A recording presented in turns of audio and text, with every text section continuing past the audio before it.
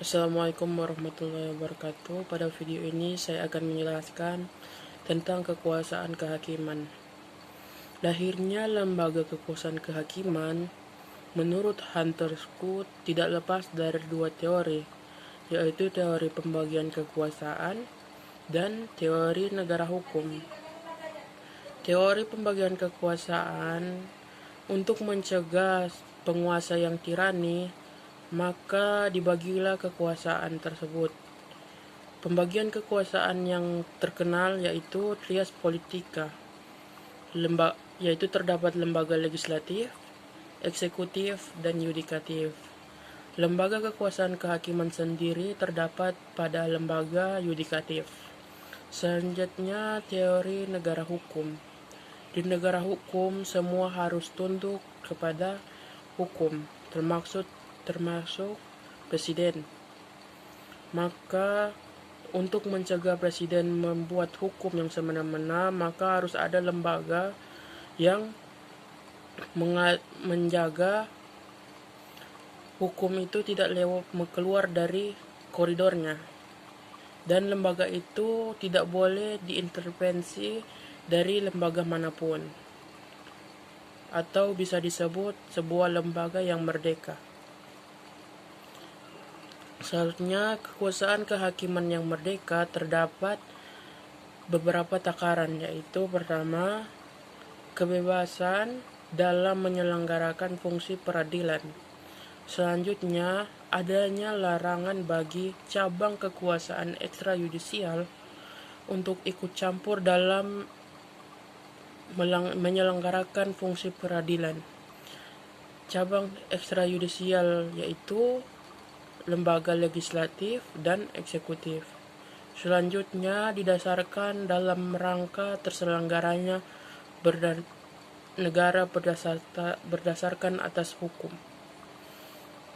Selanjutnya, sebelum amandemen, kekuasaan kehakiman dijalankan hanya oleh Mahkamah Agung, dan terdapat dua pasal saja, yaitu pasal 24 dan pasal 25 Undang-Undang Dasar 1945. Selanjutnya, setelah amandemen, kekuasaan kehakiman diselenggarakan oleh Mahkamah Agung dan Mahkamah Konstitusi dan dibantu oleh Komisi Yudisial. Dan terdapat pasal-pasal baru, yaitu pasal 24A, 24B, 24C, dan 25 Undang-Undang Dasar Negara Republik Indonesia tahun 1945. Selanjutnya, kewenangan Mahkamah Agung mengadili pada tingkat kasasi. Dalam hukum acara, tingkat kasasi adalah jika tidak puas dengan melakukan banding, maka dapat melakukan kasasi pada Mahkamah Agung. Selanjutnya, menguji peraturan perundang-undangan di bawah undang-undang terhadap undang-undang. Peraturan perundang-undangan di bawah undang-undang adalah di hierarki, terdapat undang-undang yang di bawah undang-undang.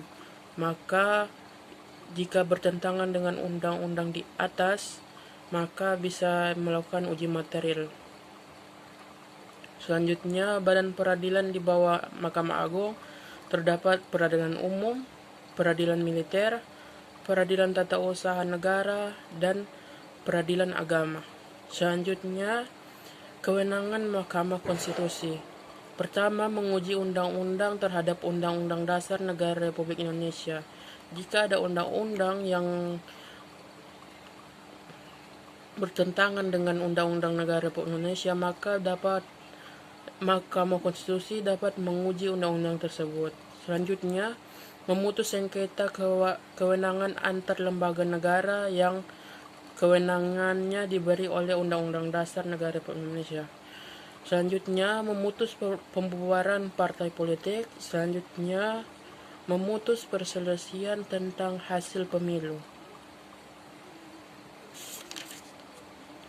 Selanjutnya, kewajiban Mahkamah Konstitusi memberikan putusan atas pendapat DPR bahwa presiden atau wakil presiden diduga telah melakukan pelanggaran hukum berupa pengkhianatan terhadap negara, korupsi, penyuapan, tindak pidana berat lainnya, atau perbuatan tercela, atau tidak lagi memenuhi syarat sebagai presiden atau wakil presiden sebagaimana dimaksud Undang-Undang Dasar 1945.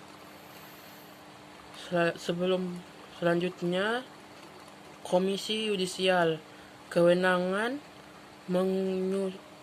mengusulkan pengangkatan Hakim Agung sesuai pasal 24B. Selanjutnya, menjaga dan menegakkan kehormatan, keluhuran, martabat, serta perilaku hakim. Sekian.